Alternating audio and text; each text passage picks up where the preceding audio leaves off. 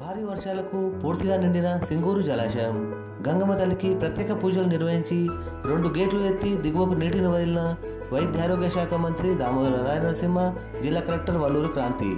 Singur project పూర్తి నీటి మట్టాన్ని చేరుకోవడంతో జిల్లా ప్రజలకు, రైతులకు త్రాగునీటికి, సాగునీటికి ఇబ్బంది లేదని సంతోషం వ్యక్తం చేసిన మంత్రి దామోదర రాయనరసింహ. కార్యక్రమంలో నీటిపారుదల శాఖ అధికారులు, సిబ్బంది పాల్గొన్నారు.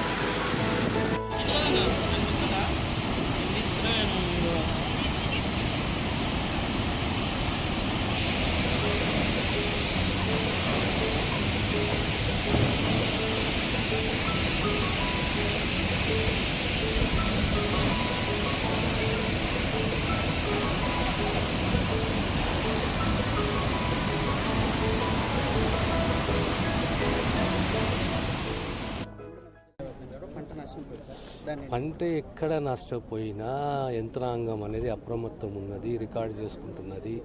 కూలిన ఇల్లే కానీ, పాక్షికంగా కూలిననే కానీ, లేదా పంట నష్టమే కానీ దానికి ప్రభుత్వం ఖచ్చితంగా పరిహారం చెల్లిస్తుంది. అలాగే కొన్ని చోట్ల ఇల్లు కూడా అదే కదా నిన్న కదా పార్షియలీ కానీ పూర్తిగా డ్యామేజ్ అయినా దానికి పరిహారమే కానీ కొత్త ఇల్లే కానీ మంజూరు చేస్తారు. నిన్న రేవంత్ రెడ్డి గారి ఖమ్మం పర్యటన పువ్వాడ అజయ్ కుమార్ ఏమన్నారంటే ఎన్నికలు వచ్చినట్టే ఉంది కానీ ఇక్కడ ఆయన బాధ్యతలు ఆదుకునే లేదని అదే విమర్శలు వస్తూనే ఉంటాయి, ఎప్పటికీ ఓపిక పట్టాలి. విమర్శలు సహజంగా ప్రతిపక్షం అన్నప్పుడు విమర్శలు వస్తూ ఉంటాయి, ప్రతి విమర్శకు స్పందించే అవసరం లేదు. సింగూరు జలాశయం నిండింది, సింగూరుకు వరద నీరు వచ్చింది.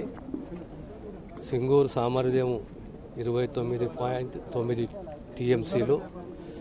సింగూరుకి ఈరోజు వరద రావడము, సింగూరు నిండడం అంటే శుభసూచకము. ఇవాళ వరద నీరు మళ్ళీ మనం విడుదల చేశాము. ఈరోజు 2 గేట్లు, ఒక 3 ఫీటు 4 ఫీటు హైట్లో నీళ్ళు విడుదల చేశాం. సుమారు 1600 క్యూసెక్లు ప్లస్ జెన్కో కింద ఒక 4000 క్యూసెక్స్లు అంటే 20,000 క్యూసెక్స్ల నీటిని విడుదల చేశాము. విడుదలైన ఈరోజు ఇన్ఫ్లో 1.7 దాకా ఉంది, అవుట్లో 1.5 దాకా ఉన్నది. తర్వాత దీనివల్ల అంటే బ్యాలెన్స్ చేసుకొని రాబోయే కాలంలో మా ప్రాంతంలో రైతులు మళ్ళీ ఇంకో పంట వేసుకోవచ్చు. సింగూరు కాలువ ద్వారా నీళ్లు కూడా ఈ ప్రాంతానికి విడుదల చేస్తాం. ధన్యవాదాలు.